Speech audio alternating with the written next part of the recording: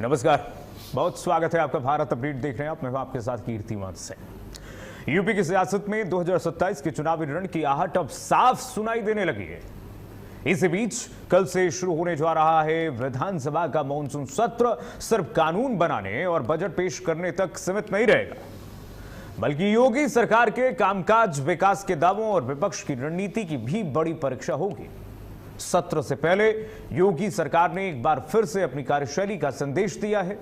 मुख्यमंत्री योगी आदित्यनाथ ने विधान भवन में सर्वदलीय बैठक बुलाकर के लोकतांत्रिक परंपराओं को मजबूत करने की पहल की है। मुख्यमंत्री ने सत्ता पक्ष और विपक्ष दोनों से अपील की है कि सदन जनता की आवाज उठाने का मंच बने, आरोप प्रत्यारोप से आगे बढ़कर के प्रदेश के विकास और जनहित के मुद्दों पर गंभीर चर्चा हो।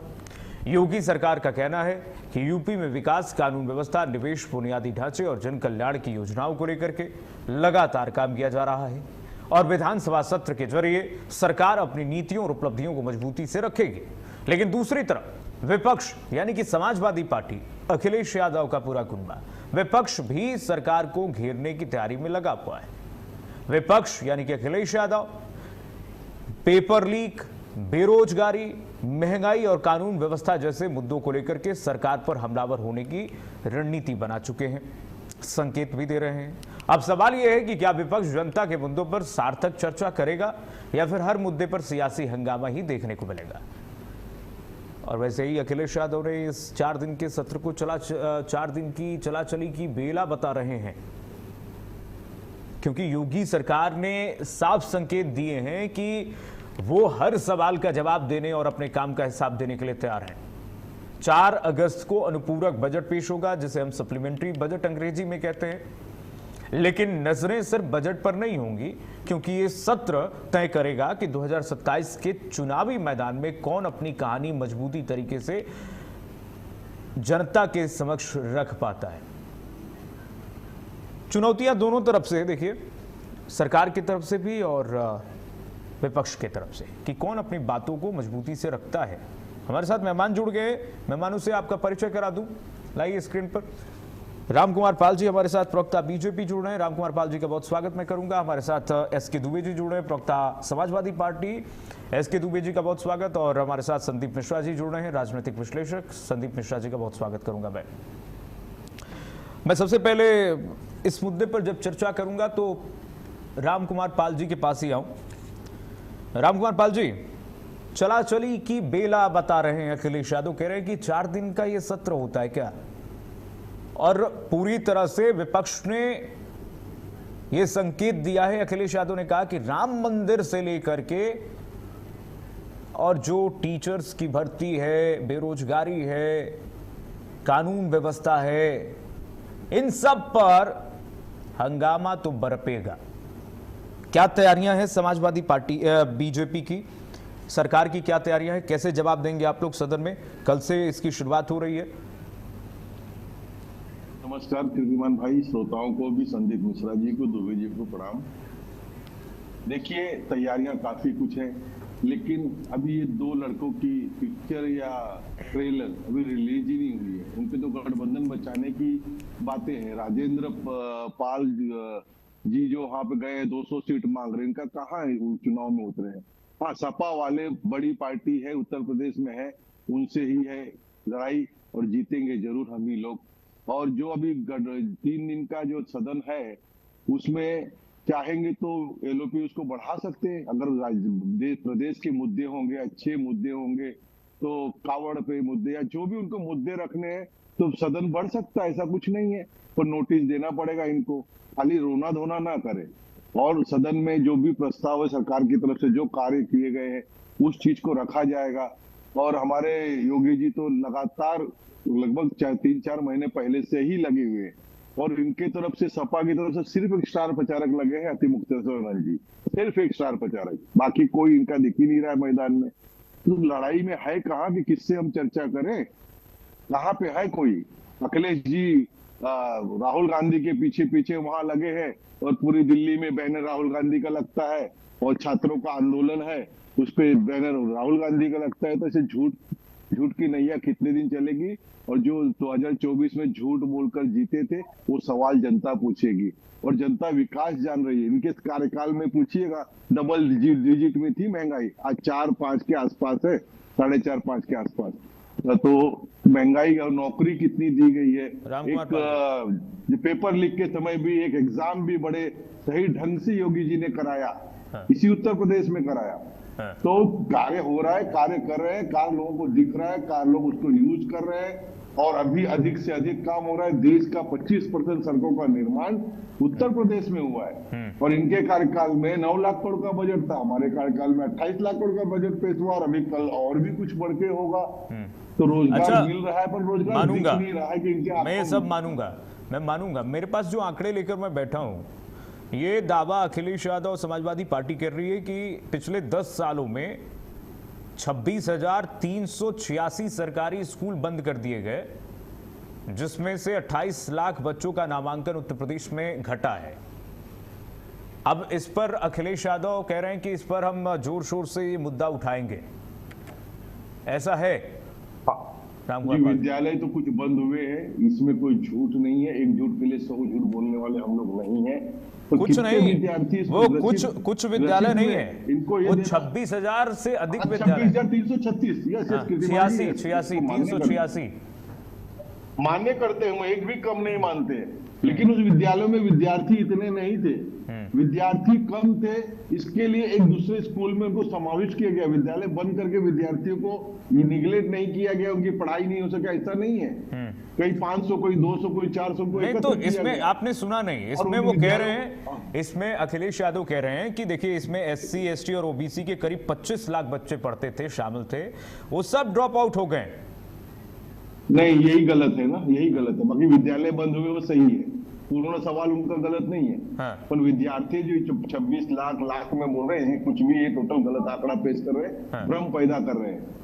और वो कह रहे हैं पहले सही लाए ना, और वो कह रहे हैं पहले करीब उत्तर प्रदेश में सरकारी स्कूलों में जो बच्चे पढ़ते थे उनकी संख्या थी 1,17,00,000 के करीब में, और इतना ड्रॉप आउट हुआ है कि अब संख्या जो है ये घट कर रह गई है मात्र 89 लाख।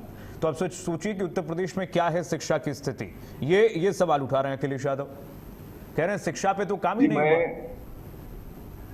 जी कीर्तिमान जी, मैं स्कूल बंद हुए या छोटे बंद हुए मैं एक्सेप्ट करता हूँ, लेकिन ये संख्या पर मुझे आशंका है, और मैं झूठ तो बोल ही नहीं सकता, संख्या जांच करके बताना पड़ेगा।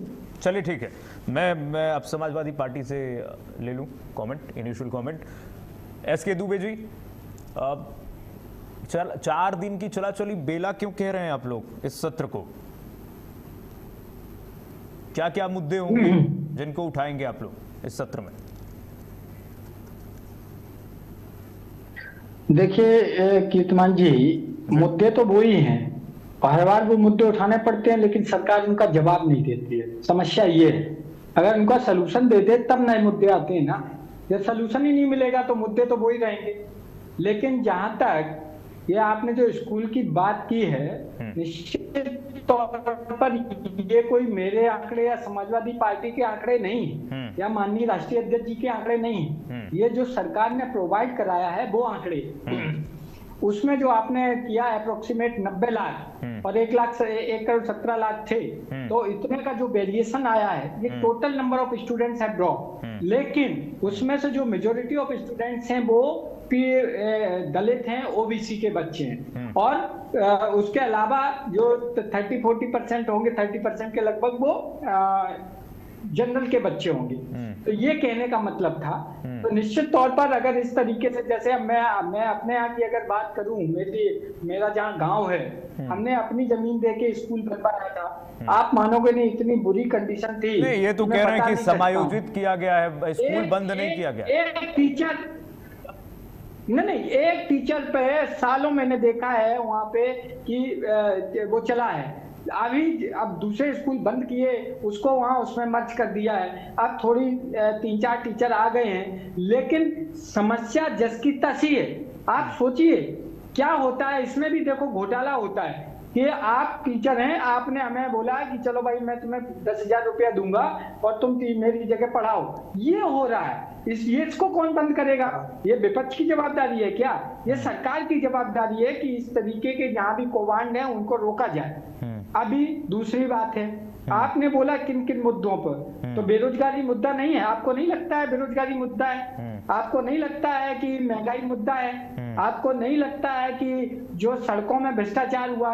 आज ही मैं एक वीडियो देख रहा था, किसी टीवी चैनल वाला ही कोई दिखा रहा था, उसने ऑन कैमरा असीम अरुण मंत्री जी को फोन किया और मंत्री जी फोन पे नॉट अवेलेबल। फिर उन्होंने कैलाश राजपूत करके शायद कोई विधायक या मंत्री हैं, उनको फोन किया। मतलब सड़क की कंडीशन ये थी कि वहां पर पानी कम से कम घुटनों तक था।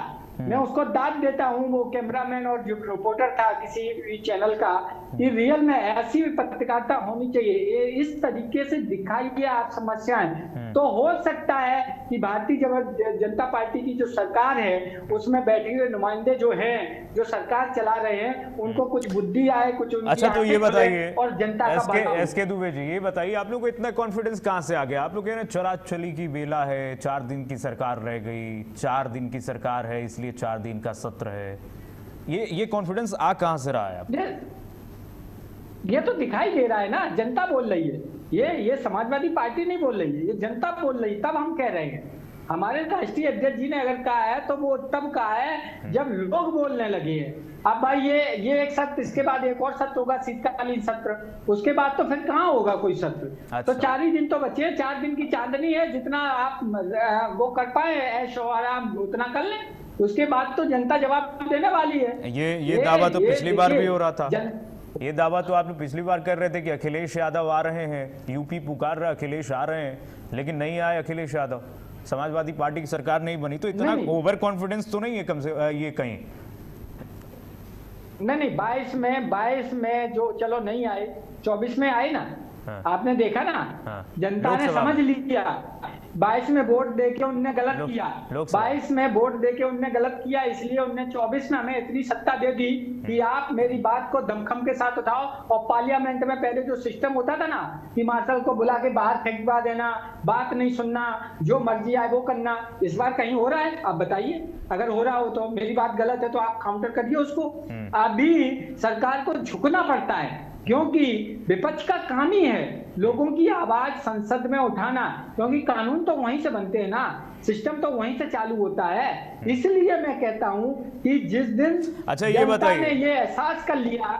ठीक है, मैं संदीप मिश्रा जी के पास जाऊं, उससे पहले ये बताइए, आप लोग ये कह रहे हैं कि शिक्षकों की भर्ती नहीं हुई, आपने शिक्षकों की भर्ती के लिए आपकी सरकार ने क्या क्या किया, जरा बता दीजिए भी।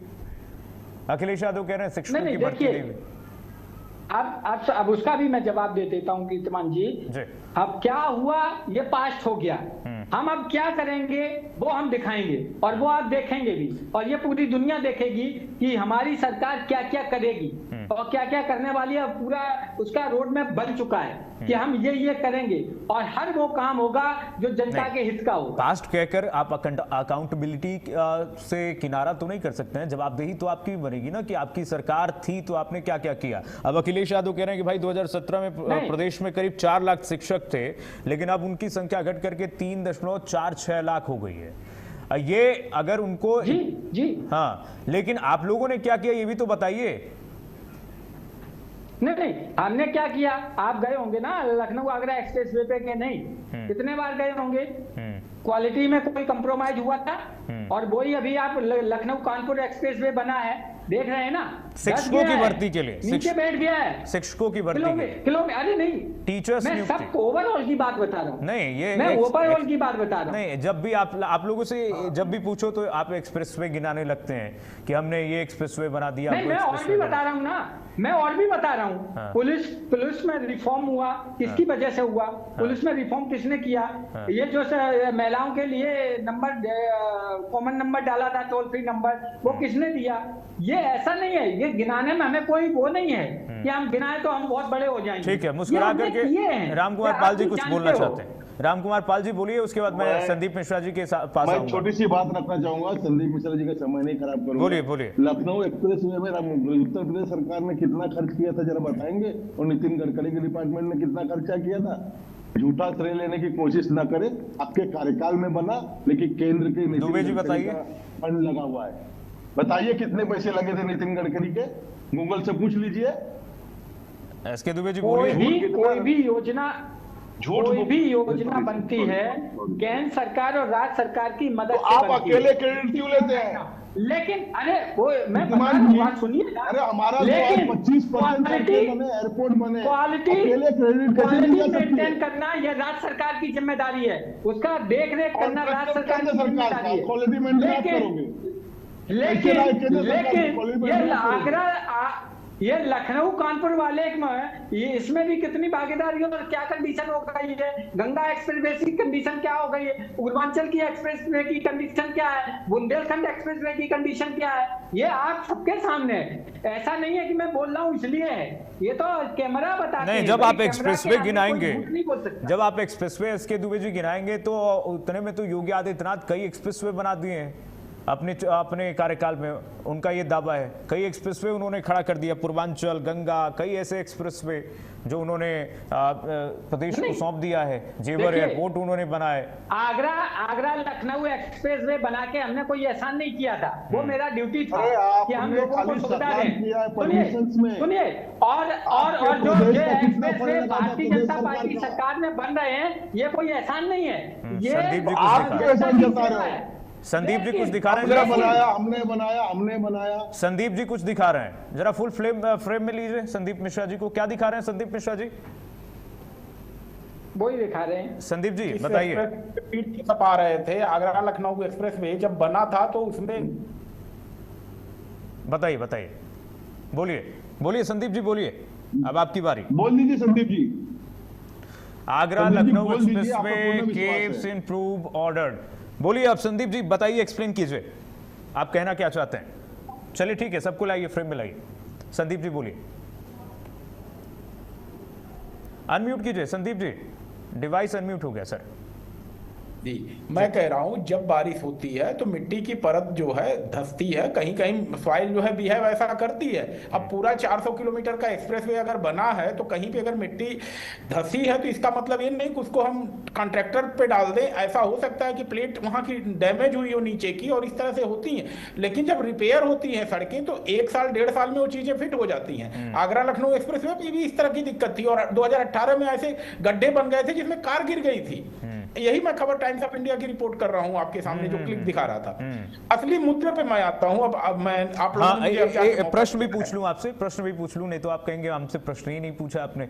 संदीप जी, मेरा प्रश्न ये है कि अब अखिलेश यादव कह रहे हैं चला चली की बेला में है सरकार, यानी कि ये लोग पूरा मतलब ओवर कॉन्फिडेंस में एक तरीके से कह लें कि सरकार जा रही है, यानी कि इस मॉनसून सत्र के बाद अब सरकार का कोई औचित्य नहीं है, ये सरकार जाने वाली है, ये समाजवादी पार्टी मान चुकी है। ऐसा क्यों लग रहा है इनको? देखिए, अमेठी वाले भाई साहब हों या संभल वाले भाई साहब हों, संभल वाले सैफई वाले भाई साहब, दोनों लोगों का बिहेव एक ही जैसा ही है। भाई हमारे प्रवक्ता क्या कह रहे हैं दुबे जी कि राष्ट्रीय अध्यक्ष जी ने बताया है तो इस तरह से है। अरे भाई, राष्ट्रीय अध्यक्ष गली गली थोड़ी घूम रहे हैं, गली गली कार्यकर्ता घूम रहा है। अगर आप कहते कि कार्यकर्ताओं से फीडबैक आया है तब तो हम इस बात को मानते। भाई राष्ट्रीय अध्यक्ष तो भाई अपने राष्ट्रीय कार्यक्रमों में बिजी रहते हैं। जमीनी हकीकत तो आम आदमी बताता, आम कार्यकर्ता बताता है। एक बड़ा विषय आप लोग चर्चा कर रहे हैं तो उसकी मैं कुछ टेक्निकलिटी बता दूंगा। बताइए। नेशनल एजुकेशन पॉलिसी 2020 जिसके तहत आज स्कूलों में काम चल रहा है, उसको कहते हैं अपार आईडी। अपार आईडी बनती है आधार से जोड़ करके, और हर स्टूडेंट का एक परमानेंट अकाउंट नंबर बन रहा है, और उसी एडमिशन हो रहा है। पहले क्या सिस्टम होता था, बच्चे 2 जगह एडमिशन लेते थे।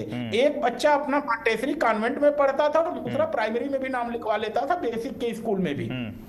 अब जब नई एनईपी आई है, अपार आईडी बनी है, तो एक बच्चा एक ही जगह पे पढ़ सकता है। तो भाई जो हॉक्स स्टूडेंट थे, जो जूते की लालच में, बैग की लालच में, अनाज की लालच में 2 जगह नाम लिखा के रखते थे, या ये समझिए कि कॉन्वेंट में पास नहीं कर पाएगा, चलो प्राइमरी वाले मास्टर साहब तो पास ही कर देंगे, तो 2 जगह एडमिशन जो लेके रखता था, वह चीज जो है अब खत्म हो गई। और इसीलिए जो आप दिखा रहे हैं कि स्टूडेंट की संख्या कम हो गई, स्टूडेंट की संख्या कम नहीं हुई है, बल्कि वो रियल फिगर सामने आई है। जो डमी स्टूडेंट पढ़ रहे थे, कागजों में केवल पढ़ रहे थे, उनकी संख्या और गायब हो गई है। और यही सच्चाई है। इस बात को आप चाहें तो सरकार के माध्यम से भी कंफर्म कर सकते हैं। तो यह कहीं नहीं है कि छात्रों की संख्या स्कूल में नॉमिनेशन कम हुआ है, बल्कि यूडाइस और अपार के चलते जो है यह चीज कम हुई है। कीर्तिमान जी, आपके दर्शकों को मैंने अपडेट कर दिया। दूसरी बात जो राजनीति का बार-बार पूछ रहे हैं, वह बिना ग्राउंड फ्लोर बनाए फर्स्ट फ्लोर नहीं बन सकता है। तो आप कार्यकर्ताओं से फीडबैक लीजिए, कार्यकर्ताओं से फीडबैक लेकर के अगर कोई बात आती है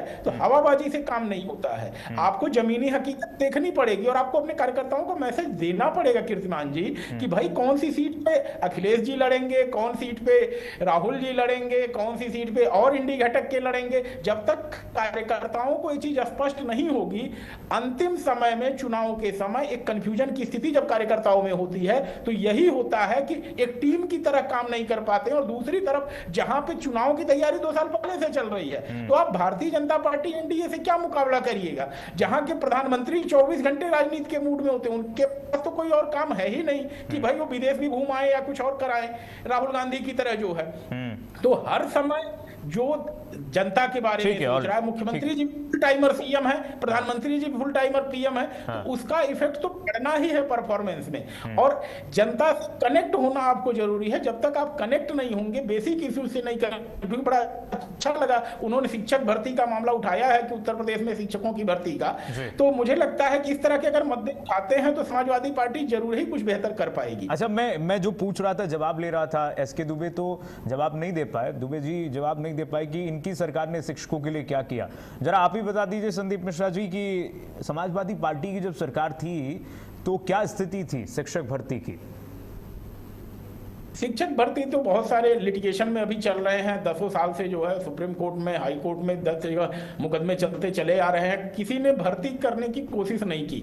और यही हो रहा है कि आज भी मामले सुप्रीम कोर्ट में लटके हुए 2-2, 3-3 पिटीशन चल रही हैं टीईटी वालों की, और उसमें जो है अभी तक कुछ सक्रिय प्रगति नहीं हुई है। अगर यह प्रगति चुनाव की पूर्व संध्या पर हो जाती है कीर्तिमान जी, सरकार की तरफ से कुछ कदम उठाए जाते हैं, तो निश्चित ही यह मतदाताओं के बीच एक सकारात्मक संदेश जाएगा और एक माहौल बनने में जो है मदद मिलेगी। जो ठीक है दुबे जी, देखा आपने, संदीप मिश्रा जी कह रहे हैं ये एक्चुअल डेटा अब निकल के आया है।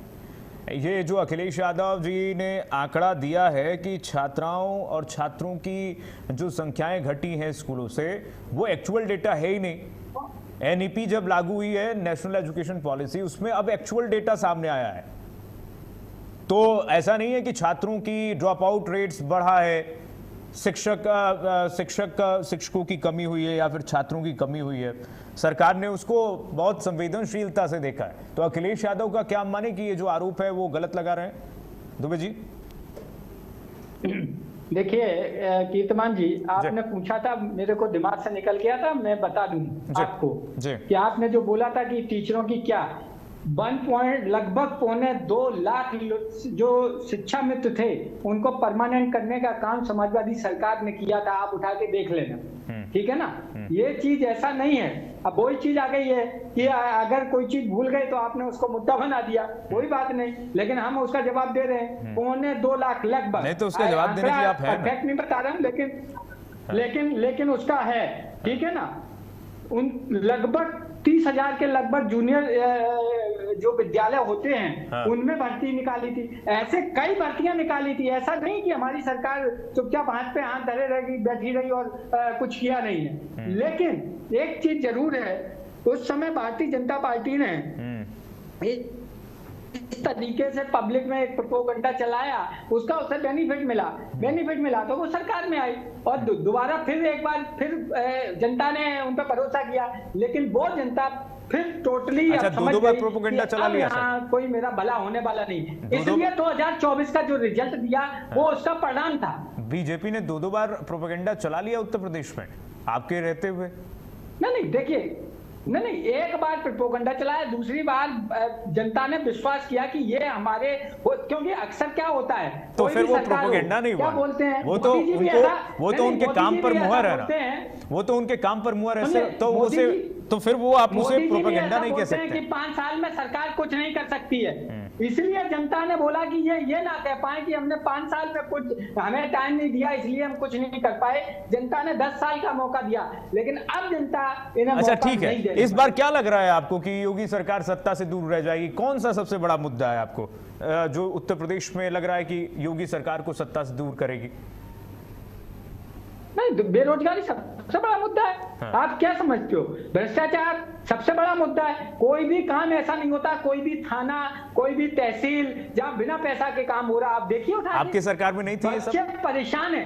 अरे मैं आपको बताऊं, अरे अब आपने ये मुद्दा छोड़ा है, मेरा खुद का मैटर था। बोलिए, जब मैं गया थाने में तो मेरे को पता चला उसी किसनी थाने का मैटर है। वहीं के लोग बोलते हैं कि ये नया इंस्पेक्टर है, ये साहब बिना पैसे के काम ही नहीं करता है, और उसने कार्रवाई नहीं की। ताज्जुब देखिए, मैंने एसएसपी से भी बात किया, फिर खैर हमने सक्षम थे इसलिए हमने अपना मैटर निपटा लिया। लेकिन आप सोचिए, जो आदमी सक्षम नहीं है वो किस तरीके से परेशान होता है, थानों के चक्कर लगाता है और बिना पैसे के काम नहीं करते। इतने बदमाश हो गए हैं थाना इंचार्ज लोग, जैसे जिम्मेदारी पे बैठे हुए लोग। दुबे जी, ये तो नहीं होती है, लेकिन ज्यादातर जो एसडीएम, तहसीलदार और ये थानेदार हैं वो ज्यादातर भ्रष्टाचारी बैठे। और ये तो छोड़ो, डीएम खुद भ्रष्टाचारियों में इन्वॉल्व है, इनके सचिव, सेक्रेटरी लेवल के अधिकारी। तो फिर क्या इस देश का होगा? आप सोचिए। अच्छा सुनिए ना, आप भी कभी अगर फंस जाओ, प्रेस का नाम मत देना, प्रेस का नाम मत देना, और आप अपना काम करा के दिखा दो। ये व्यवस्थाएं तो आपकी सरकार में भी थी, भ्रष्ट सरकारी अफसर तो आपकी सरकार में भी थे। मैं संदीप मिश्रा जी के पास आऊंगा, एसके दुबे जी, लेकिन बड़ा सवाल ये है कि क्या आमूलचूल परिवर्तन जनता उत्तर प्रदेश की देख रही है क्या? अब मैं बीजेपी के पास जाऊं, उसके बाद उससे पहले संदीप मिश्रा जी कुछ कह रहे हैं, जरा बोल दीजिए। संदीप मिश्रा जी बोलिए, उसके बाद मैं बीजेपी के पास जाऊंगा। देखिए, अभी आज की तारीख में जो मेरा खुद का अनुभव है, पब्लिक ग्रीवांसेस सिस्टम जो बना है जन सुनवाई का, जिसको जन सुनवाई ऐप भी कहते हैं और सीपी ग्राम ऐप, ये 2 सिस्टम ऐसे बने हैं जिसमें कि ब्यूरोक्रेसी को जवाबदेह बनाया गया है। और इससे जनता को इतना फायदा हो रहा है, अगर कहीं भी कंप्यूटर का काम करने वाले गांव नुक्कड़ वाले होंगे, जहां भी आपके गांव में चैनल पे जो भी दर्शक देख रहे हैं, वहां पर सैकड़ों लोग सुबह से लेकर शाम तक पहुंचते हैं, जन सुनवाई भी मेरी एक कंप्लेंट डाल दो। और जन सुनवाई कंप्लेंट की मॉनिटरिंग जो है मुख्यमंत्री कार्यालय, सचिवालय से होती है, और इससे एक जवाबदेही ऐसी तय की जा रही है अधिकारियों पर। मैं अपना खुद का अनुभव बताता हूं, जहां पर खाद के लिए एक्स्ट्रा चार्ज किया गया तो उसका लाइसेंस सस्पेंड किया गया खाद विक्रेता का। मैंने किलोमीटर के पत्थर आगरा से, लखनऊ से लेकर के अयोध्या तक के जो है वहां पे फैजाबाद लिखा हुआ होता है, मैंने उस पोर्टल पे डाला तो फैजाबाद से उसको अयोध्या किया गया। बहुत सारे उदाहरण है, जन्म मृत्यु पंजीकरण के मामले हैं, सभी पर जो ब्यूरोक्रेसी की एक जवाबदेही तय की गई है। इस सब के लिए पहले व्यक्ति छुटभइये नेताओं को ढूंढता था, और आज उत्तर प्रदेश सरकार ने जन सुनवाई माध्यम से जो है यह सुनिश्चित किया है कि सरकार की जो योजनाएं हैं उनका फायदा हर व्यक्ति को मिले, और अगर कोई अधिकारी हिला हवाली कर रहा है तो उसके खिलाफ कार्यवाही भी सुनिश्चित की जाए और एक समयबद्ध तरीके से सुनिश्चित की जाए। और इसीलिए सरकार इस चीज को कर रही है। तो इन सब चीजों से आम व्यक्ति के अंदर एक सकारात्मक माहौल बना हुआ है, और निश्चित ही इसका फायदा उत्तर प्रदेश और योगी आदित्यनाथ दोनों को ही आने वाले चुनाव में मिलेगा, जो है मिलेगा। ठीक है, इसका फायदा निश्चित तौर पर मिलेगा। लेकिन लाइए जरा राम कुमार पाल जी को। राम कुमार पाल जी, फायदा मिलेगा, संदीप मिश्रा जी कह रहे हैं उनके आकलन से, लेकिन दुबे जी नहीं मानने को तैयार है। दुबे जी कह रहे हैं कि चला चली का बेला है। अखिलेश यादव ने नया नारा दे दिया अभी प्रेस कॉन्फ्रेंस करके, वो कह रहे हैं कि अब भाजपा जाएगी तो कभी नहीं आएगी। प्रेस कॉन्फ्रेंस में 4 दिन की कार्यवाही को उन्होंने गिना दिया कि 4 दिन में क्या होगा, सुनिए जरा। पहले दिन कह रहे हैं कि यूपी की भाजपा सरकार श्रद्धांजलि देने में निकाल देगी, पहले दिन जो कल से शुरुआत हो रही है। दूसरे दिन अखिलेश यादव ने कहा कि दूसरे दिन अयोध्या के प्रभु राम जी के मंदिर में हुई सुनियोजित चोरी के महापाप की जिम्मेदारी अपने ऊपर से हटा करके केंद्र सरकार पर डालकर अपना पल्ला झाड़ने में निकाल देगी। दूसरे दिन, तीसरे दिन अखिलेश यादव कह रहे हैं कि प्रयागराज जैसे पूरे प्रदेश में हुए छात्र आंदोलन से बचने में सरकार निकाल देगी। और चौथे दिन मां के सरेआम अपमान पर मुंह छिपाकर जल्दी से सत्र खत्म करने की घोषणा में बीजेपी निकाल देगी। ये 4 दिन उन्होंने गिनवाया और एक नया नारा दे दिया कि अब भाजपा जाएगी तो कभी नहीं आएगी। एसके दुबे को आप सुन ही रहे थे। तो साहब ये अभी नहीं तो कभी नहीं, इन्हीं का कोई, इनकी 2 भाइयों में डेली अभी तक दर नहीं हो पाई है, 2 बच्चों में, परिवारवाद के लोगों में। और यहाँ पर 3-4 दिनों में अच्छे कार्य, और कार्य को जनता देख रही है। ये जो पुलिस की बात कर रहे हैं तो पूरे उत्तर प्रदेश की महिला वर्ग से पूछिए उनको कितना राहत मिला है, कितनी बात उनको फायदा हुआ है। आज खुलेआम घूमते हुए उनके समय के गुंडे कहाँ चले गए? इनके समय तो नेता कहता था कि मैं डीएम से अपने जूतों की लेस बंधवाऊंगा। वो समय है कि आज कोई मजाल है किसी के, कोई बोल पाए किसी कई जगह पे? और जहां पे बाबा को लगता है बुलडोजर भेज देते हैं, चाहे कोई भी हो, पक्ष का भी होगा तो भी छोड़ते नहीं है बाबा। बाबा जनता के आगे कुछ नहीं, जनता के नौकर है, जनता के सेवक है, जनता ही इस देश की मालिक है। और इनका कुछ भी नहीं है, इनकी तो डील ही नहीं है। एक राजेंद्र गौतम से नहीं निपट पा रहे जो 200 सीट मांग रहे और चले वहां पे उत्तर प्रदेश में। हाँ, इनकी सीटों, इनको इनकी बड़ी पार्टी जरूर है, जितनी सीटें जीते हैं उतनी भी अगर हासिल कर पाए तो बहुत बहुत धन्यवाद है सपा के लिए। लेकिन घोटालों की बात कर रामकुमार पाल जी, अभी संदीप मिश्रा जी ने एक जिक्र किया कि एनईपी के नए एक्चुअल आंकड़ों से हम इन आंकड़ों को देखें जो अखिलेश यादव आरोप लगा रहे हैं। लेकिन अखिलेश यादव कह रहे हैं कि जो पिछले आंकड़े थे उनकी वेबसाइट तक बंद कर दी गई ताकि लोग ना देख पाए। अब वो कह रहे हैं कि मुख्यमंत्री जी के शहर में गोरखपुर में 500 से ज्यादा सरकारी स्कूल बंद कर दिए गए। सर अभी आपसे बात करते करते 22 से 25-26 का आंकड़ा 192 करोड़ लोग थे छात्र, और अभी 2025-26 में 152 है, 40 लाख छात्र कम हुए। उसका कारण है निजी विद्यालय और मर्जर और डुप्लीकेट नाम जो संदीप भैया ने आपको सत्यापन किया है। तो ये कारण है, मर्जर भी एक बड़ा कारण है। लेकिन 40 लाख नाम कम हुए तो 26 लाख ही कह रहे हैं ना, ये तो आपका वेबसाइट ही बता रहा है। और देखिए, हाँ, तो 40 लाख नाम कम हुए हैं। और दूसरी बात, सब कुछ ऑनलाइन है, हर चीज ऑनलाइन है। शिकायत भी हर जगह सुनी जा रही है, जो अधिकारी शिकायत नहीं सुनता उसको दंड भी मिलता है।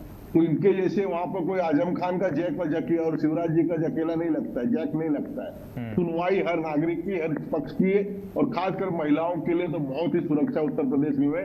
कई जो राम मंदिर में आते हैं बाहर से, उड़ीसा से या तमिलनाडु से, वो प्रदेश की क्या बात करते हैं कि हम सुना कुछ और था, देखा कुछ और है। हमें विश्वास नहीं हो रहा जो उत्तर प्रदेश के बारे में सुनते हैं और यहाँ आके देखते हैं बनारस में या चित्रकूट में या अयोध्या में। वो आश्चर्यजनक वीडियो भी आते हैं, शायद एसके दुबे उसको स्किप कर जाते हैं। जैसे कि इन्होंने बच्चों के नाम पे गुंडे भेजे, 2800 गुंडे पकड़े गए। उन गुंडों की बात नहीं करेंगे, छात्र, सारे के सारे छात्र है, जिसमें जबकि जिनके कार्यकर्ता थे सारे लोगों के, उनके जब कार्य और नाम कहते हैं कि भाई बीजेपी और आरएसएस के कार्यकर्ता थे। अरे भाई, आरएसएस के कार्यकर्ता बीजेपी कार्यकर्ता अरेस्ट हुए तो आपको खुश होना चाहिए। दुख आपको किस बात का है? छात्रों के नाम पे छुपाया क्यों जा रहा है? एक जन रहीम भाई साहब इनके सांसद थे, वो चले गए हाई कोर्ट, बोले आप फ्लैश कैमरे से उनकी जांच न करें। अरे किससे जांच करें? वीडियो फुटेज में आए तो उनके कैमरे से आधार कार्ड तो स्कैन किया नहीं था सबका। अगर वो कर लिया होता तो इनके सारे भंडारे फूट गए होते। अच्छा, राम मंदिर का आपने जिक्र कर लिया। राम मंदिर को लेकर के अखिलेश यादव कह रहे हैं कि इस सत्र में हम सवाल ऐसे पूछेंगे कि सरकार जवाब नहीं दे पाएगी। इनके सवालों पे जनता भरोसा करेगी नहीं, क्योंकि ये कहते हैं कि राम का अस्तित्व नहीं है, राम अवैध कब्जेदार है। हमने इसको कई बार मुलायम सिंह का सदन में बयान है, राम राम गोपाल यादव का सदन में बयान है। इसके बाद अगर जनता भरोसा करे तो हे भगवान, एसके दुबे, हे राम, फिर हम तो कहेंगे। एसके दुबे जी जवाब दीजिए। अभी भारतीय जनता पार्टी के प्रवक्ता जी से पूछिए कि अभी जितेंद्र सिंह जो मंत्री हैं, संसदीय कार्य मंत्री कीर्तिमान जी, और राजनाथ सिंह, एक मिनट रुके, जरा सुन लेते हैं क्या कह रहे हैं। रामगोपाल जी बोलिए। एक बात, हाँ। ये जो हमारे राम मंदिर के पीछे पे आए हैं ना, ये हमारे लिए फायदेमंद है। हाँ। इनका जो ना MY कॉम्बिनेशन सुनिए, वहां लोगों के कॉम्बिनेशन सुनिए। जी बोलिए बोलिए बोलिए बोलिए। हाँ, तो अभी उन्होंने क्या स्टेटमेंट दिया था 2 दिन पहले, आपने देखा होगा ना। और राजनाथ सिंह जी तो यहाँ तक बोल गए कि कार सेवा में भी नेता मुलायम सिंह यादव जी का कोई दोष नहीं है, क्योंकि ये सारे सिस्टम जो हैं वो एडमिनिस्ट्रेशन करता है। तो अब यही लोग बता दें अंदर ही अंदर कि जो लोग हम पे आरोप लगाते थे अब वो क्या कहेंगे। इसमें तो आप ही फंस रहे हैं इसके दुबे जी, इसमें तो आप ही फंस रहे हैं। नहीं, कोई हम नहीं फंस रहे। यादव ने इसमें तो आप ही फंस रहे हैं। लखनऊ की रैली में सदन में कई बार कहा है मुझे और हिंदुओं को मारना पड़ता तो मारता मैं मुसलमानों के लिए, खुद कबूल किया है। तो आज इसका बहाना न ले और सारे बाइट आपको मिल जाएंगे। मुलायम सिंह जी ने खुद कहा था कि मैंने गोली चलवाई है, कबूल किया है। जो एक बार चढ़े हैं ऊपर उनको नीचे नहीं उतरने दिया, जो मस्जिद पर चढ़े उसको नीचे नहीं उतरने दिया हमने। मुलायम सिंह जी ने तो कहा है, लखनऊ की रैली में कहा था कि और मारना पड़े तो मारेंगे। नेताजी ने क्या कहा था वो छोड़ दीजिए, क्यों छोड़ दे, नेताजी का काम है। आदरणीय मुलायम सिंह के जमाने में बोल रहे हैं ये उस समय चुनाव में 2 दिन पहले बोल रहा है स्टेटमेंट, कीर्तिमान जी पहले का स्टेटमेंट है, बयान है, कई बयान है। हर चुनाव में उन्होंने मुस्लिम की बात की है, ये तो अभी का बयान है, 2 दिन पहले का बयान है, राजनाथ सिंह जी का बयान है कि नहीं उन्होंने गोली नहीं चलवाई थी। अब आप बताइए, अब आपके पार्टी में कंफ्यूजन है तो मैं क्या कर सकता हूं? नहीं, आप क्यों इतिहास का जिक्र नहीं किया? मेरी पार्टी में कोई कंफ्यूजन है, सारे उनकी बाइट। मैंने कल भी ये कहा था कि नृपेंद्र मिश्रा इसके लिए जिम्मेदार है, और हम आज भी ऐसा बोल रहे हैं कि नृपेंद्र मिश्रा इसके लिए जिम्मेदार है। दुबे जी ऐसे कैसे हो सकता है? दुबे जी रुकिए, रामकुमार पाल जी रुकिए। दुबे जी ऐसे कैसे हो सकता है? बीजेपी जब इतिहास को लाए तो आप कहेंगे वर्तमान की बात कीजिए, आप इतिहास के गड़े मुर्दे को लेकर के आते हैं और बीजेपी के समक्ष रखते हैं तो आपको सही लगता है, और बीजेपी जब उठाती है इन मुद्दों को कि मुलायम सिंह जी ने ये कहा तो आप कहते हैं कि वर्तमान की बात करिए। ऐसे कैसे चलेगा? नहीं, आप देखिए ना, 2 दिन पहले की बात को ताजा मानेंगे कि 10 साल पहले की बात को? तो क्या आपको मुलायम सिंह जी की बातें प्रासंगिक नहीं लगती हैं? जो मुलायम सिंह जी प्रासंगिक नहीं है वो आपके क्या बोल रहा है? अच्छा एक मिनट रुकिए ना, अब मुलायम सिंह जी आपके लिए, आपके नेताजी प्रासंगिक नहीं है क्या? अब आपके लिए आपके नेताजी प्रासंगिक नहीं रहे? हमारे लिए प्रासंगिक है, नेताजी हमारे लिए सम्मानीय है, हमारे मार्गदर्शक रहे हैं, हमारे लिए उनसे सीखने का बहुत कुछ। तो मानिए ना कि उन्होंने क्या कहा था, उनकी कुछ सीखे चीजें। लेकिन आज जो मंत्री, जो वर्तमान में मंत्री जो सरकार चला रहा है, वो क्या कह रहा है उस पर आपको बात नहीं करनी है। इसका मतलब क्या कह रहा है बताइए, क्या कह रहा है बताइए। उसके लिए आप पिछली बात करेंगे। बोलिए क्या कह रहा है? आज बीजेपी क्या कह रही है, यही तो पूछ रही है कि नहीं, आज मैंने बताया तो सही। उन्होंने ये क्लियर, राजनाथ सिंह जी ने क्लियर कहा है कि ये जो भी गोलीबारी होती है वो एडमिनिस्ट्रेशन लेवल का काम होता है, और इसके लिए नृपेंद्र मिश्रा कल भी जिम्मेदार थे। तो फिर ऐसे में तो आप लोग फंस रहे हैं। आप लोग गृह मंत्री अमित शाह का इस्तीफा मांग रहे हैं, गृह मंत्री अमित शाह का इस्तीफा मांग रहे हैं। अरे दुबे जी क्या बोल रहे हैं आप? समझ में, दुबे जी आप क्या बोल रहे हैं समझ आ रहा है आपको? दुबे जी आप क्या बोल रहे हैं समझ में आ रहा है आपको? ऐसे में आप ही फंस रहे हैं। वो तो इसमें आप ही फंस रहे हैं। तो इस लॉजिक से तो गृह मंत्री अमित शाह का इस्तीफा नहीं मांगना चाहिए आपको।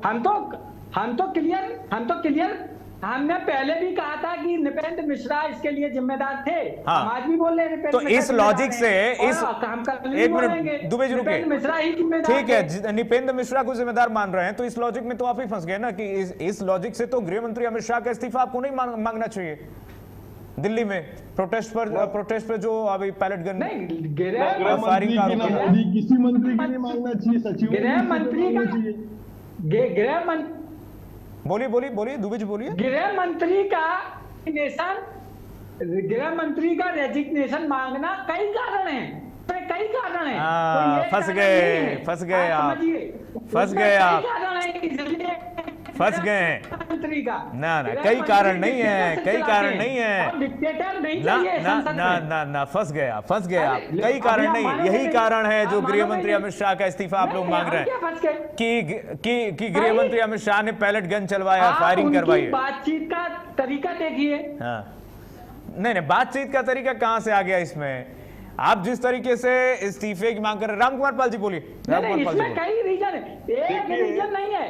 अब आप कई रीजन बता रहे हैं। कीर्तिमान जी, ठीक है, आदमी चलो लेट गो करता। नहीं, अब राम कुमार पाल जी बोलेंगे। देखिए, क्षणिक फायदे के लिए आदरणीय संस्थापक मुलायम सिंह यादव का अपमान कर रहे हैं। हम तो उनका सम्मान करते हैं, पद्म श्री देते हैं। हमारे प्रधानमंत्री घर पहुंच जाते हैं उनके, और सदन में भी कहते हैं कि कभी कभार अखिलेश जी मदद करते हैं। उसका विपक्ष है तो विपक्ष को मान सम्मान के साथ। अभी परसों कहा कि अखिलेश जी हमारे लिए कभी कभी सम्मान साथ दे देते हैं, बहुत अच्छे हैं अखिलेश जी। वैसे राहुल के लिए शब्द नहीं वापरते हैं। तो ये है, और हम पद्म श्री दिए, हम उनके घर जाके दिए, हमारे प्रधानमंत्री गए। कभी आप लोग ऐसा करते हो?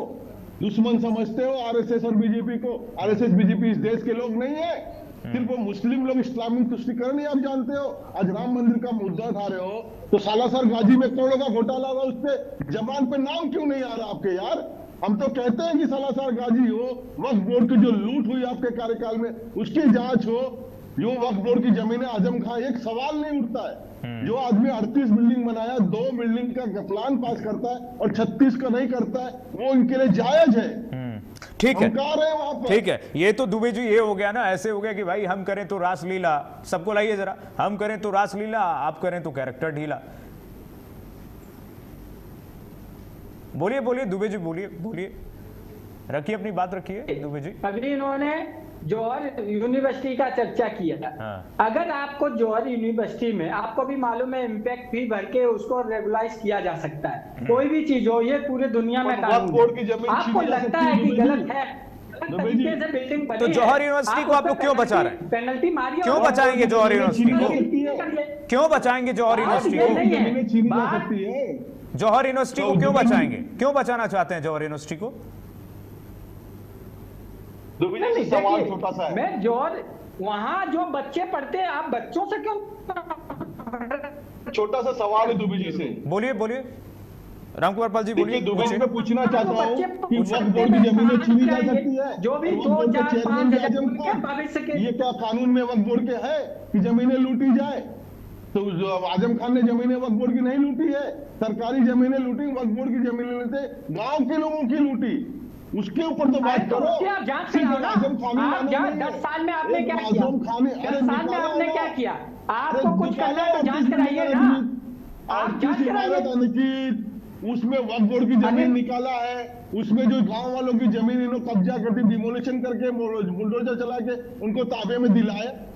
पॉइंट बताया आपको, दिलाया तो है, न्याय तो किया है। नहीं, आप उसके लिए जांच बिठाइए, जांच में जो सलूशन आए, जांच ये आपकी झूठी प्रथा है तो उनको साफ करिए। और अगर उन पे साफ नहीं है तो ऐसा लीजिए। लेकिन आप किसी बिल्डिंग को तोड़ेंगे, ये जायज नहीं ठहराया जा सकता है। ये जायज नहीं, जांच आपका बहाना है। चुनाव कर जाए, सारी जांच खत्म। निर्णय आपके मुसलमानों को जमीन कानून को नहीं मानना है, आपको कानून को नहीं मानना है, कानून से दिलाई गई वो कानून नहीं मानना है। आप कहिए ना, मीडिया के सामने कहिए कि आपको कानून नहीं मानना है, से उनकी जमीन दिलाई गई। कानूनन ही वहां पे डिमोलिशन करके उस व्यक्ति को जमीन दिलाई गई। मैं बता दूं, जो दुबे जी, रामपुर विकास प्राधिकरण कह रहा है जौहर विश्वविद्यालय को लेकर के कि कुल विश्वविद्यालय परिसर में 40 इमारतें हैं, 40 में से जो 38 इमारत हैं वो बिना नक्शा पास कराए हैं। ये कैसे हो गया आपकी सरकार में संभव? तो आजम खान को हम सुपर सीएम क्यों नहीं माने उस समय? अरे वही तो मैं बोल रहा हूं कि कीर्तिमान जी, आपको अगर ऐसा लगता है ये गलत है, आप जांच कराइए, जांच के बाद कानूनी कार्रवाई करिए। अभी भी लगता कह रहे हैं तो कार्रवाई हो रही है, उस पर आप लोग सवाल उठा रहे हैं। अब कार्रवाई हो रही है तो सवाल उठा रहे हैं, लगता क्या है? बिल्डिंग को तोड़ना जायज नहीं है, जहां बच्चों बिल्डिंग तोड़ना गलत है, करिए ना, पैसा भरेंगे। कैसे गलत है बताइए, कैसे गलत है? पैसा होगा, कैसे गलत है भाई? आपने ये तो उत्तर प्रदेश सरकार का ही अमेंडमेंट है, नया नोटिफिकेशन जारी किया था। तो उसमें आप पैसा भर के उसको रेगुलाइज करिए। ये सरकार ने ही निकाला था, ये हमने नहीं निकाला, आपने नहीं निकाला। 15 दिन पहले नोटिस दिया गया था, तो आप उस यूनिवर्सिटी पर 15 दिनों का नोटिस दिया गया था कि नहीं आजम खान को? है नहीं, अरे वही तो मैं क्या बोल रहा हूँ। हाँ। आप यूनिवर्सिटी पे बोलिए, राम कुमार पाल जी बोलिए, आप बोलिए, इनका कनेक्शन ही टूट गया। वहां पर गांव के लोगों के लिए सड़क थी, आने जाने की बड़ी सड़क थी, हाँ। 30 मीटर वाली, उसको सरकारी फंड से बनाया गया और उस पे आगे आके गेट लगा दिया जौहर यूनिवर्सिटी का, लोगों का रास्ता तक बंद कर दिया। उस सड़क का निर्माण सरकारी फंड से क्यों हुआ? जौहर यूनिवर्सिटी की मेन सड़क का, जहाँ पे उनका जौहर यूनिवर्सिटी का गेट है। ये दुरुपयोग किया सुपर सीएम ने, वो सबसे बात नहीं करेंगे। जमीन वक्फ बोर्ड की जो लूटी गई उसकी भी कीमत दो दंड में, वो भी उसका कीमत दो, सरकारी जमीन की कीमत तो जौहर यूनिवर्सिटी की दो। और जो सड़क बनी है आने जाने की लंबी चौड़ी गांव की सड़क, और काफी बड़ी मीटर में 2300 मीटर लंबी है गुरुजी, कीर्तिमान जी। ठीक है, कितना फंड लगा सरकार का, तो वो भी तो वापस देना चाहिए। सिर्फ बिल्डिंग ऑथराइज करने के लिए फंड की बात करते हैं। लाइए, देश ठीक है। का पैसा लगाया और फिर उसको रास्ते को बंद क्यों किया? यूनिवर्सिटी का गेट क्यों लगाया वहां पे जो सरकारी फंड से बना है, सरकारी पैसे से बना है? संदीप मिश्रा जी से अगर मैं पूछूं, कानून व्यवस्था की जब बात हो रही है तो संदीप मिश्रा जी जैसे वक्ता अच्छे से बता पाएंगे, क्योंकि एक वरिष्ठ वकील भी हैं संदीप जी, सुप्रीम कोर्ट के वकील हैं, उत्तर प्रदेश के निवासी हैं और बहुत अच्छे से उत्तर प्रदेश के कानून व्यवस्था को इन्होंने देखा भी है। संदीप जी बताइए जरा, कानून व्यवस्था की अब की तुलना, इस सरकार की तुलना पुराने पूर्ववर्ती सरकारों की तुलना कीजिए जरा, बताइए। कानून व्यवस्था पर अखिलेश यादव सवाल उठा रहे हैं। नहीं, सपा का तो जो स्वर्णिम काल था उसके बारे में तो बताने की जरूरत ही नहीं। बच्चे बच्चे को याद है कि सपा का झंडा अगर दिख गया और बड़ी गाड़ी दिख गई तो उससे टकराना नहीं है, उसकी तरफ से गाड़ी भी नहीं टच होनी चाहिए। क्यों? क्योंकि सपा जिस तरह से, एक तरह से कहें कि फिरौती का काम चल रहा था, उगाही का काम चल रहा था, सब बड़े खुशहाल तरीके से चल रहा था। उस समय तो कानून व्यवस्था बहुत अच्छी थी। लेकिन आज जब माननीय मुख्यमंत्री कहते हैं कि अगर हमारी बच्चियों के सामने, स्कूल के सामने भटकोगे तो अगले चौराहे पे तुम्हारा यमराज इंतजार करेंगे।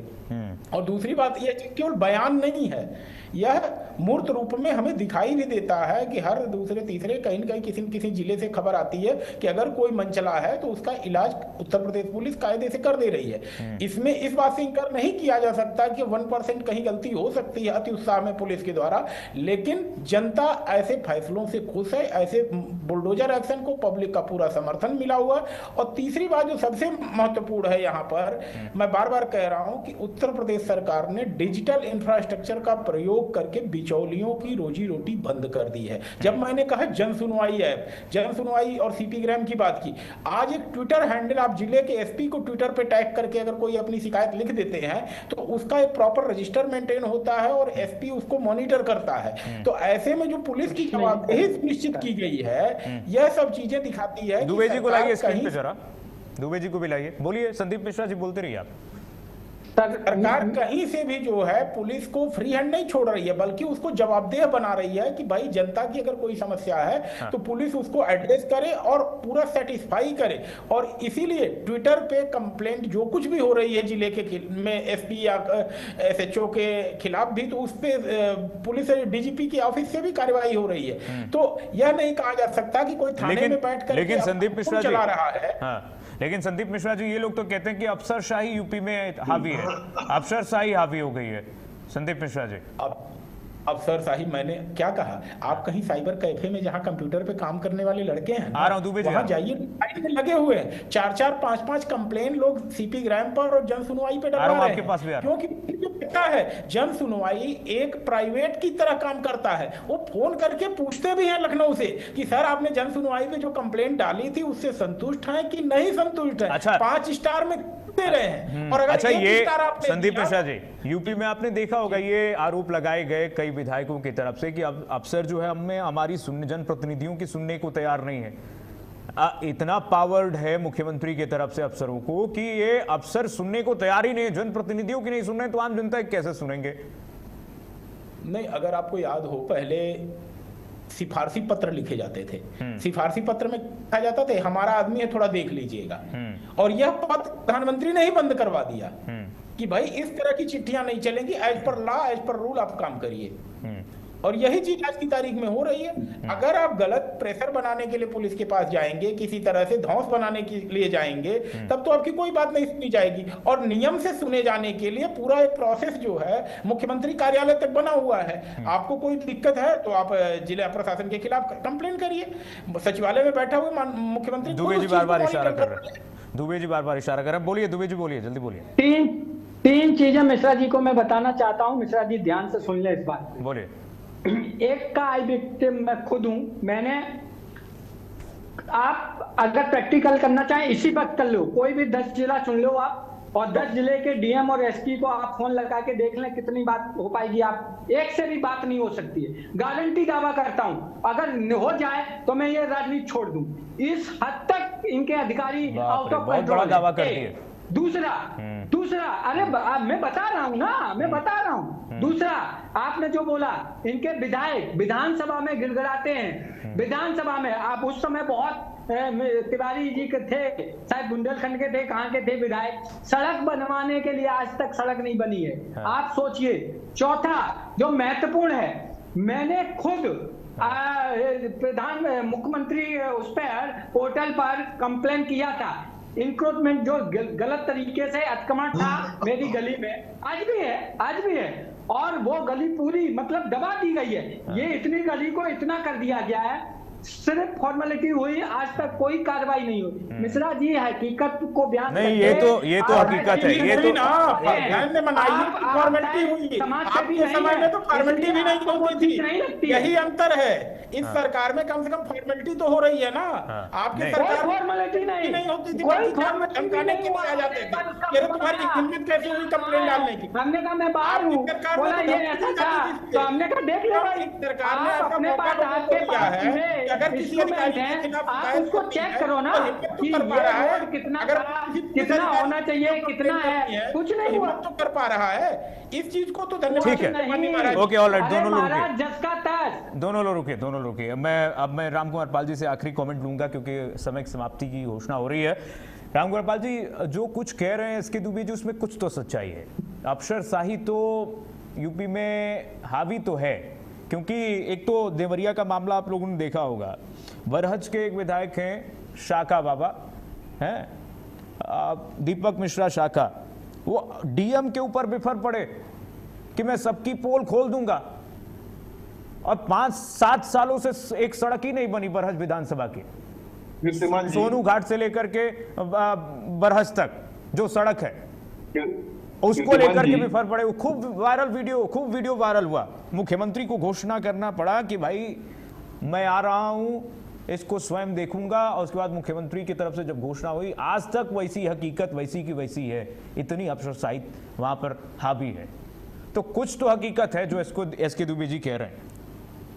देखिए, बात यह है कि मैं भी कहना चाहूंगा कि मैं प्रधानमंत्री आत्मनिर्भर भारत का कार्यकारी अध्यक्ष हूं, और मेरे काफी पत्र ज्ञानपुर, भदोही, जौनपुर लोग यूज करते हैं। स्क्रीन पे लाइए जरा। तो उसमें उसके अंदर कीर्तिमान जी, वो वहां का डीएम या वो एसपी जो कहता है पहले आप ऑनलाइन एक आप भेज दीजिए, वो ऑनलाइन से प्रूव होता है कि किस आईडी से गया है। मेरी आईडी जो मैं प्रधानमंत्री आत्मनिर्भर कार्यालय का हूँ, कार्यकारी अध्यक्ष, वो आईडी सही है कि नहीं, उसके बाद वो पत्र लेते हैं और कुछ कार्रवाई करते हैं। पत्र तक नहीं लेते। जब तक ईमेल पे मैं नहीं करूंगा तब तक वो खुद ईमेल आईडी देते हैं कि इस पे करवाइए, आप इस पे करवाइए। ये चल रहा है। जवाबदेही वहीं तय हो जाती है, टाइमिंग आ जाता है। अगर रिसीविंग हो गई तो, अगर मेल आईडी रिसीव हो गई तो एक प्रूफ माना गया आज के आईटी के। दुबे जी बोल लीजिए आप, जल्दी बोल लीजिए, समय की अब समाप्ति है, मैं वाइंड अप करूंगा। दुबे जी बोलिए, जल्दी बोलिए। समाप्ति है वो ठीक है, हाँ। लेकिन मैं राम कुमार पाल साहब से इतना चाहूंगा, पाल साहब आप अपना परिचय मत देना और डीएम एसपी से बात करके देखना, आपको नहीं होता है, नहीं होता है। आपके समय में नहीं कहीं परिचय होता था सरनेम, आपके समय में नहीं कहीं परिचय होता था सरनेम, आपकी सरकार में सरनेम ही परिचय होता था। जी को वहाँ कोई नहीं पूछता, जी को कोई वहाँ नहीं पूछता, बस एक ही सरनेम होता था। एक ही सरनेम चलता था आपकी सरकार में। तो डुप्लीकेट काम नहीं चल रहा है दुबे जी, मानिए ऑथेंटिक मेल चलिए ठीक है, रिसीविंग से चलिए ठीक है, एक्सेप्टेशन मिलता है। ठीक है, तीनों मेहमानों का बहुत शुक्रिया, राजकुमार पाल जी, संदीप मिश्रा जी, एसके दुबे जी, तीनों मेहमानों का बहुत शुक्रिया। देखिए उत्तर प्रदेश की जनता सब जानती है, अब कॉम्प्लीमेंट्री बजट ही सप्लीमेंट्री बजट है। सप्लीमेंट्री बजट में अखिलेश यादव अपना राग छिड़ते हुए नजर आ रहे हैं, कह रहे हैं कि 4 दिन चाला चलेगी बेला है, इसीलिए विधानसभा सत्र को सरकार इस बार महत्वपूर्ण नहीं मान रही है, दरकिनार कर रही है। लेकिन सरकार के अपने ब्लूप्रिंट है, सरकार कह रही है कि उत्तर प्रदेश में विकास के पथ पर हम आगे बढ़ रहे हैं और इस बार अनुपूरक बजट भी खास होने वाला है। चलिए फिलहाल के लिए बस इतना ही, खबरें लगातार जारी हैं। अब देखना होगा कल 3 तारीख से शुरुआत होगी मॉनसून सत्र की, तो अनुपूरक बजट का ये सत्र रहने कैसे वाला है। फिलहाल के लिए बस इतना ही, खबरें लगातार जारी।